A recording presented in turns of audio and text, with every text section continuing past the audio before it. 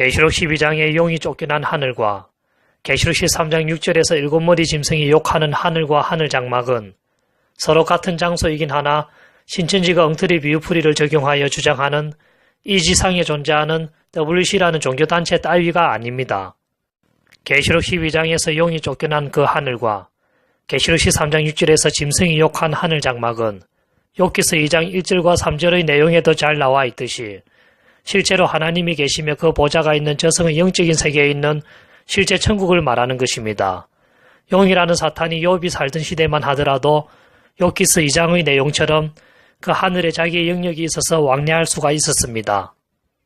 또 그 하늘과 하늘 장막에 대해서는 히브리서 9장 11절에서 이 창조의 세계, 즉 지상의 물리적 육적인 세계에 속하지 않는 장소로 설명하여 이 지상 위에 있었던 종교단체 따위가 아님을 설명하고 있고, 히브리서 8장 2절에서는 지상에서 하나님의 명령을 따라 사람 손으로 만든 율법의 성막 따위가 아닌 하나님이 직접 만든 참장막으로 소개하고 있으며, 히브리서 9장 24절에서는 예수 그리스도께서 이 지상에 있는 사람 손으로 만든 성소에 들어가지 않고 실제 하나님의 보좌가 있는 진짜 하늘, 즉 저성의 영적인 세계인 천국에 성천하에 들어간 곳이라고 설명하고 있습니다.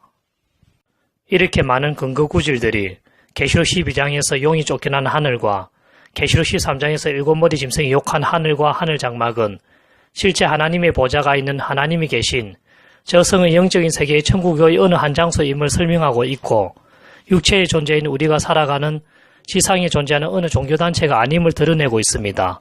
그래서 계시록 12장과 계시록 13장에 등장하는 하늘과 장막은 비유가 아닙니다. 실제 하나님이 계시는 저성의 천국에 있는 그 장소입니다.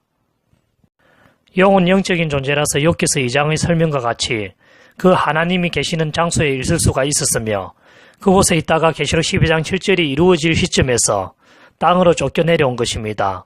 계시록 13장 6절의 일곱머리 짐승은 지금 우리와 같은 육체의 존재라서 다른 차원의 저성의 영적인 세계에 있는 그 하늘에 쳐들어가고 싶어도 쳐들어갈 수도 없으며 그냥 그곳에 있는 존재만을 욕만 하는 것입니다.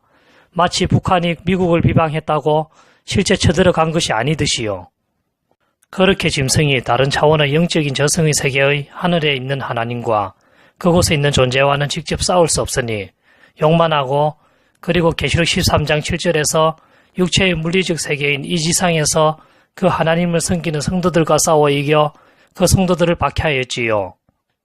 그 이유는 그 성도들은 짐승이 존재하는 같은 육적인 지상의 차원의 세계에 있는 존재라서 싸울 수 있기 때문입니다. 결론은 계시록에 등장하는 하늘과 하늘 장막은 실제 저성의 영적인 세계에 있는 하늘과 하늘 장막인데, 신천지가 하늘과 하늘 장막을 우리들이 사는 지상에 존재하는 하나님이 함께하는 종교단체로 비유한다는 엉터리 비유풀이를 하여 그 엉터리 비유풀이를 계시록 12장, 계시록 13장의 문장에 적용하여 계시록 12장과 계시록 13장의 사건을 이 지상 위에 있는 WC라는 종교단체에서 모두 일어나는 같은 장소와 같은 현장에서 진행되고 파생되는 하나의 사건으로 엉터리 해석한다는 것입니다. 그리고 계시록 12장 1절에 하늘에서 이적이 보이니라고 하며 A가 남자아이를 낳으려 하자 용이 그 아이를 삼키려고 하는 장면이 등장하는데, 그 내용은 A가 원래부터 하늘에 있었다라는 뜻이 아닙니다. 생각해 보십시오. 계시록 12장 5절에서 A가 남자를 낳으니 그 남자는 하늘에 올라갔습니다. 그러면 A가 남자를 낳은 장소는 남자가 올라간 하늘과 다른 장소라는 뜻이죠. 왜냐하면 남자가 A에게서 태어나 그 장소를 떠나 하늘로 올라갔기 때문에요. 그러면 남자를 낳던 여자는 어디에 있었다는 말입니까? 남자가 올라간 하늘과 반대인 땅에 있었다라는 뜻이죠. 더군다나 계시록 12장 13절에 용이 하늘에서 쫓겨나서 땅으로 내려와 A를 찾아다니며 박해했으니 A는 처음부터 하늘이 아닌 땅에 있었다라는 것을 드러내는 것이죠. 그러면 왜 계시록 12장 1절에서 하늘에서 A가 등장하는 이적이 보인다라고 하였을까요? 그 이유는 다음과 같습니다. 계시록 4장 1절에서 사도 요한은 환상을 보기 위해 하늘로 올라갔습니다.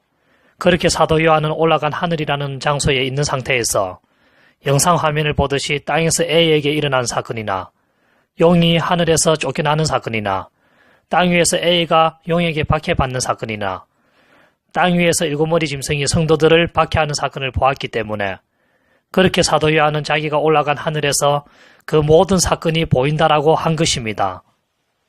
즉 계시록 12장 1절은 A가 하늘에 있어서 A가 하늘에서 보였다라는 뜻이 아니라 사도 요한이 어디서 여러 사건을 시청했느냐의 사도 요한이 있었던 장소를 말하는 것입니다. 그 사도 요한이 있었던 장소가 하늘이지요. 신천지는 이런 것도 모르고 계시록 12장 1절의 하늘에서 A에 대한 이적이 보인다라는 뜻을 A가 원래 하늘에 있었던 존재였다라는 뜻으로 엉터리 해석하고 그 A가 있었던 하늘은 지상에 있는 하나님이 함께하는 종교단체로서 A가 원래 지상의 하나님이 함께하는 WC라는 종교단체의 목자로 있었다라는 것을 나타내는 내용이라고 엉터리 주장하죠. 한술 더 떠서 그 A가 낳은 만국을 다스릴 남자는 이만이라는 새로운 종교 지도자이며 그 남자가 하늘에 올라간 것의 뜻은 이만희가 하나님이 함께하는 새로운 종교단체 신천지를 창립한 것을 말한다라고 더욱 심한 엉터리 주장하죠.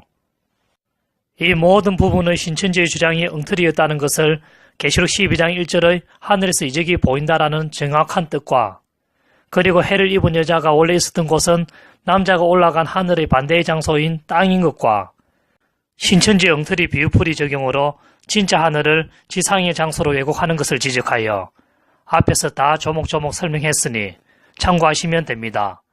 이만 신천지의 계시록 12장, 계시록 13장 내용 해석상의 모순을 마치고 다음에는 계시록 12장, 계시록 13장의 올바른 해석은 무엇인가? 그 올바른 해석에 대하여 나누어 보는 시간을 가지겠습니다. 시청해 주셔서 감사합니다. 다음에 또 뵙겠습니다.